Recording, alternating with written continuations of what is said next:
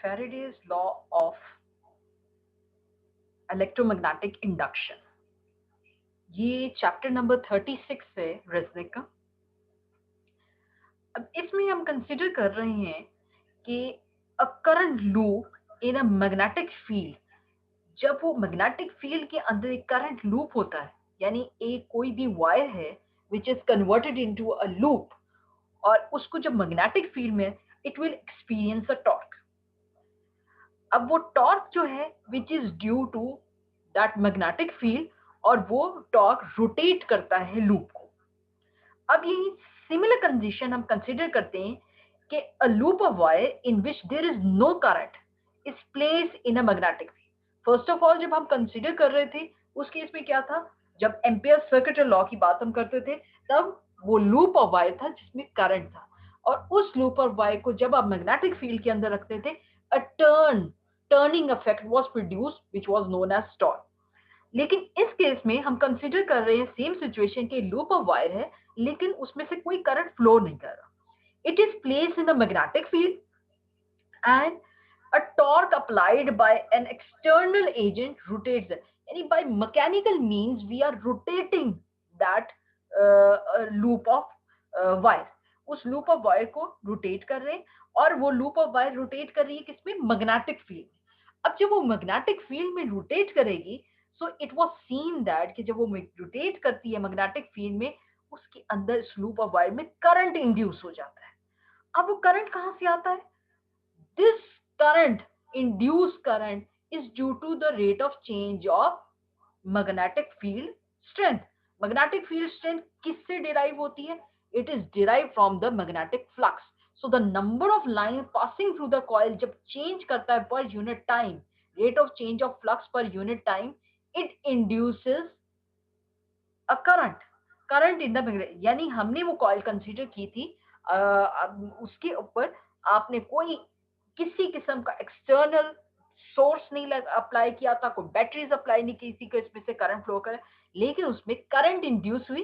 किस वजह से? कि जब आपने by mechanical means by somehow आपने उस ग्रुप ऑफ वायर को रोटेट किया इन द मैग्नेटिक फील्ड, उसमें rate of change of magnetic field lines हुए। उस rate of change of magnetic field lines की वजह से उस लूप ऑफ वायर के अंदर करंट इंड्यूस हो जाता है, और करंट इंड्यूस होता है तो एक ईएमएफ डेवलप हो जाता है। This induce EMF and induce current, this experiment was perform by Faraday, and this law was known by his name, by Faraday's law of induction. अब इस एक्सपेरिमेंट में आप ये देखें, Faraday's law of induction was discovered through experiment carried out by Michael Faraday in England in 1831 and by Joseph Henry in United States at about the same time. यानी about the same time दो scientist थे, एक Faraday, Michael Faraday, जिन्होंने UK में ये किया है 1831, and same year Joseph Henry ने ये एक्सपेरिमेंट परफॉर्म किया यूएसए में। और फेरेडे ने क्योंकि फर्स्ट अपने रिजल्ट्स डिस्प्ले किए थे, तो इस लॉ को अकॉर्डिंग टू दैट कि उस लॉ ऑफ इंडक्शन को, इलेक्ट्रोमैग्नेटिक इंडक्शन को नेम किया जाता है बाय फेरेडे। सो फेरेडेज लॉ के अंदर हम ये कंसीडर करते हैं कि जो एसआई यूनिट ऑफ इंडक्शन है उसमें इंडक्टेंस की एसआई यूनिट हेनरी इसलिए किया गया था क्योंकि सेम टाइम हेनरी भी जो जोसेफ हेनरी भी ये एक्सपेरिमेंट परफॉर्म कर रहे थे और सेम रिजल्ट्स उन्होंने भी डिटरमिन किए थे, तो यूनिट्स जो हैं वो नेम किए गए हैं हेनरी, जोसेफ हेनरी के नेम से, और जो लॉ है वो फेरेडे के एक्सपेरिमेंट के according Faraday laws of induction कहलाता है। अच्छा, इसके अलावा जो यूनिट्स ऑफ कैपेसिटेंस थे, कैपेसिटेंस को फेरेडे के नाम से जाना जाता है। यानी ये दो साइंटिस्ट हैं that contributed in making that law of electromagnetic induction, और इसके यूनिट्स जी इसके नाम से इसीलिए लिए जाते हैं। अब इसमें हम कंसीडर करते हैं उस एक्सपेरिमेंट को जो उसने परफॉर्म किया, उस एक्सपेरिमेंट के अकॉर्डिंग। अब यहाँ पे आप फिगर देख सकते हैं, ये आपको फिगर विजिबल है। इस फिगर में शो हो रहा है कि एक कॉइल ऑफ वायर है as a part of circuit, और इसके साथ देखिए एक एमीटर अटैच है, एमीटर अटैच है, और ये रेजिस्टेंस इसकी कंसीडर कर, इसमें कोई बैटरी या कोई एक्सटर्नल ईएमएफ का सोर्स नहीं अटैच है। सो अगर इसमें अटैच नहीं है तो इस कॉइल ऑफ वायर में एमीटर शो करता है zero deflection, means it has zero current. अब ये जीरो डिफ्लेक्शन और जीरो करंट इसमें शो कर रहा है, तो इसका मतलब है इसके अंदर कोई ईएमएफ डेवलप नहीं हुआ हुआ कॉइल में। अब उनके एक्सपेरिमेंट के अकॉर्डिंग ये एक हैंड में उन्होंने कंसीडर किया एक मैग्नेट, उस मैग्नेट को जब वो मूव करवाते थे टुवर्ड्स द कॉइल, अब ये जो कॉइल है इसके अबाउट जो मैग्नेट अब प्रोड्यूस कर रहे हैं, अब इसमें नंबर ऑफ फील्ड लाइंस इसके अंदर से प्रोड्यूस हो रही हैं और वो मूव कर रही हैं, ये नंबर ऑफ लाइंस हैं और जो कि इसमें से इमिट हो रही है, ठीक है। और इसमें से आपकी इस तरह से ये लाइंस हैं जो कि इसमें से पास है। जब ये कंसीडर करते हैं कि आपने इसको मूव करवाया, आप इसको मूव करवाते हैं टूवर्ड्स द कॉइल, अब जब कॉइल की टूवर्ड्स मूव करवाएंगे, ammeter shows deflection, deflection means कि एमीटर ने करंट डिटेक्ट किया। अब इसके बाद ये जब नॉर्थ पोल फेस करके इन्होंने कहा कि पुश करते हैं बार मैग्नो को टुवर्ड्स द कॉइल, और जिसमें नॉर्थ पोल को फेसिंग टुवर्ड एक जो उसके मैग्नेट की मूवमेंट से एमीटर ने डिफ्लेक्शन शो की, जो कि रिकॉग्नाइज करता है कि करंट की मेजरमेंट, उसका मतलब है कि current is set up in the coil. So it was a remarkable thing जो कि इस एक्सपेरिमेंट में ऑब्जर्व की गई कि जब हम एक मैग्नेट को, बार मैग्नेट को स्टेशनरी रखते हैं कॉइल के रिस्पेक्ट से, तो उसमें कोई डिफ्लेक्शन नहीं थी। जब हम उसको मूव करवाते हैं towards the coil, the ammeter shows deflection, इसका मतलब है उसके बाद करंट शो होता है। और अगर हम कंसीडर करते हैं कि coil is move again away from the coil, यानी पहले आप नॉर्थ पोल को उसकी तरफ लेके जा रहे थे, अब वो नॉर्थ पोल को अवे फ्रॉम दैट मूव करवा रहे, so again ammeter show deflection but in opposite direction. इसका मतलब है कि करंट की जो डायरेक्शन इन द कॉइल है वो भी ऑपोजिट डायरेक्शन में हो गई। So the current was oppose, अगर इंस्टेड ऑफ दैट उन्होंने कंसीडर किया कि instead of the north pole उन्होंने साउथ पोल को मूव करवाया, अब वो साउथ पोल को जब मूव करवाया तो what they observe that the experiment, उसमें अगेन डिफ्लेक्शन नजर आई, लेकिन डिफ्लेक्शन कैसी थी, it was in opposite direction, reverse हो गई थी। सो और थर्ड ऑब्जर्वेशन क्या देखी गई, एक पहली ऑब्जर्वेशन क्या थी कि जब बार मैग्नेट स्टेशनरी है, no deflection, it means no current in the coil. जब bar magnet was move towards the coil, deflection was observed, it means current was induced. And when the bar magnet was north pole was moved away from the coil, again deflection, लेकिन reverse direction में। Third observation क्या थी कि जब ये bar magnet पे इस bar magnet का साउथ पोल मूव करवाया गया टुवर्ड्स द कॉइल, तब डिफ्लेक्शन हुई but in opposite direction. Fourth observation क्या थी कि the faster the magnet was move, greater was the reading, यानी जितना फास्ट आप मूव कर रहे थे टुवर्ड्स द कॉइल मैग्नेट को, greater was the reading, reading जो थी उसी रेट से इंक्रीज कर रही थी जितना तेजी से मैग्नेट को मूव कर। अब इसमें रिलेटिव, इसका मतलब है कि मैटर करता है relative motion of the magnet and the coil. So इसमें एक और चीज ऑब्जर्व की, फिफ्थ ऑब्जर्वेशन क्या थी कि आइदर बार मैग्नेट को मूव करवाएं टुवर्ड्स द कॉइल और कॉइल को मूव करवाएं towards the magnet, the current was induced, ammeter showed deflection. तो ये according to the Faraday's law of induction में उन्होंने कहा कि अगर हम किसी भी मैग्नेट को मूव करवाते हैं एक current non current carrying wire और लूप में, एक वायर है सिंपल, जिसको किसी बैटरी के साथ, किसी ईएमएफ के साथ अटैच नहीं किया हुआ, उस लूप के करीब आप मैग्नेट को मूव करवा रहे हैं, टुवर्ड्स दैट में मूव करवा रहे हैं और अवे करवा रहे हैं, या कॉइल को टुवर्ड्स द मैग्नेट करवा रहे हैं या away from the magnet, the deflection is observe which shows that current is there. This current which was observed in this experiment, जो एमीटर ने ऑब्जर्व किया, it was known as the induced current and it setup कि उसने setup क्या किया, उसने induce electromotive force setup की। अब वो फोर्स हम ये कंसीडर कर रहे हैं कि आप ये नोट करें कि कोई बैटरी अटैच नहीं है, तो Faraday's according to his law कि वो कंसीडर करता है कि आप बगैर बैटरी अटैच किए only by changing the strength of the magnetic field or the flux of the magnetic field you can induce current in the loop of wire या EMF को सेटअप कर सकते हैं एक लूप ऑफ वायर में, सिर्फ current, सिर्फ magnetic lines की रोटेशन। अब rate of change of magnetic line से आप ये करते हैं। अब इसमें कंसीडर कर रहे हैं कि एक और एक्सपेरिमेंट परफॉर्म किया गया। इस एक्सपेरिमेंट में कंसीडर किया गया, इस एक्सपेरिमेंट में आप ये देखते हैं, इसका एक्सपेरिमेंटल सेटअप आपके सामने डिस्प्ले कर रहे हैं। इसमें दो आपके लूप ऑफ वायर है, एक लूप ऑफ वायर के साथ बैटरी अटैच है, ठीक है। इसमें लूप ऑफ वायर यानी उसमें करंट जो है स्टैब्लिश हुआ है due to attaching a battery और ईएमएफ आपने कोई सेल अटैच कर दिया।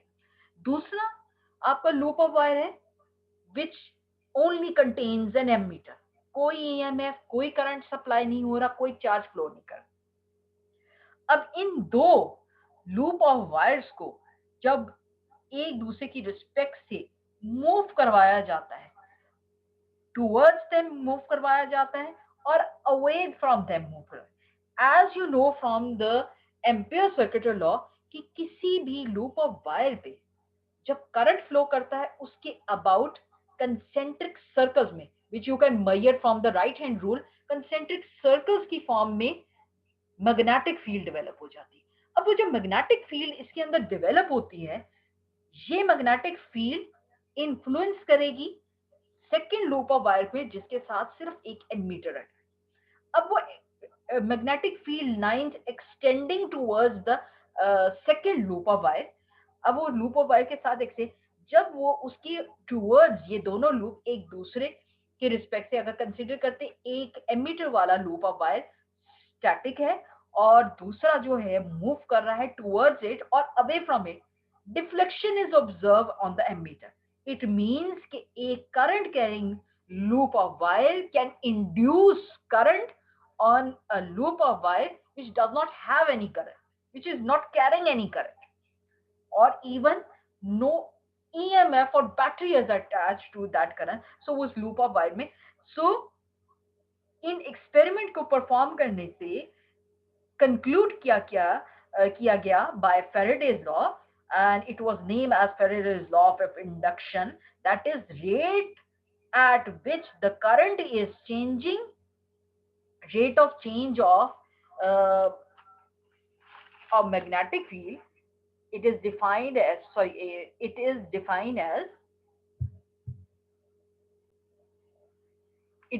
the average EMF induced in a conducting coil or a loop of coil is equal to negative of rate of change of magnetic flux through a coil. Any rate of change of magnetic flux per unit time, yani rate of change of magnetic flux means rate of magnetic flux change per unit time is proportional to the EMF. अब वो जो EMF इसके अंदर induce हो रही है,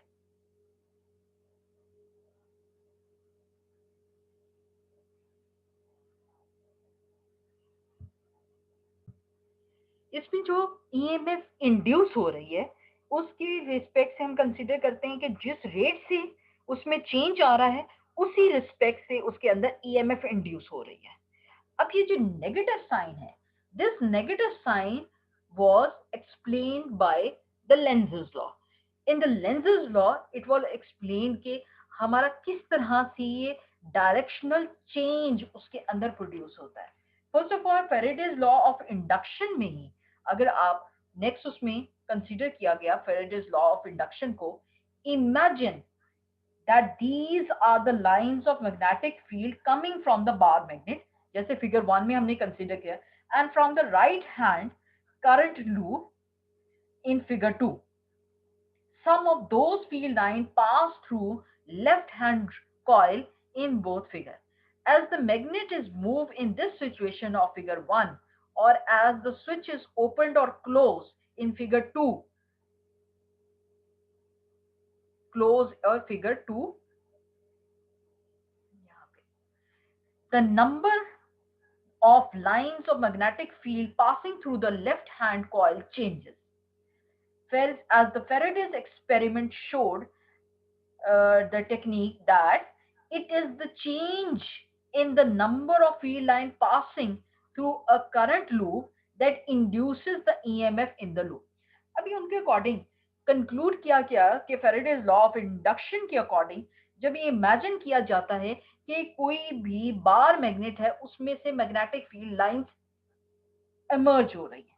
अब वो जो इमर्ज हो रही हैं फ्रॉम द नेक, जब वो मूव करवाया जाता है bar magnet towards the loop of the wire, इस लूप ऑफ वायर को टुवर्ड्स द मूव करवाने की वजह से उस कॉइल के अंदर ईएमएफ इंड्यूस हो जाती है. और वो ईएमएफ किस तरह इंड्यूस हो सकती है? कंसीडर करें कि जो चेंज होता है, change in the number of line passing through the loop coil, वो इंड्यूस करते हैं ईएमएफ को. So the rate of change, जिस रेट के साथ number of field lines passing through the coil change होगी, उसी रेट से उतना ही amount of EMF will be induce.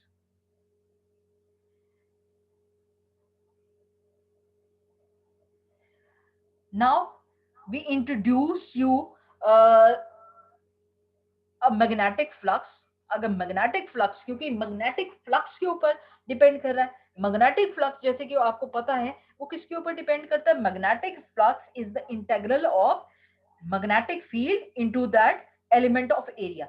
अब वो जो एरिया ऑफ सरफेस है, उस इंटीग्रल में जब हम इंटायर सरफेस में कैलकुलेट करते हैं फ्लक्स को, तो the flux is the magnitude of the field, यानी बी जो है मैग्नेटिक फील्ड की स्ट्रेंथ है इनटू दैट एरिया.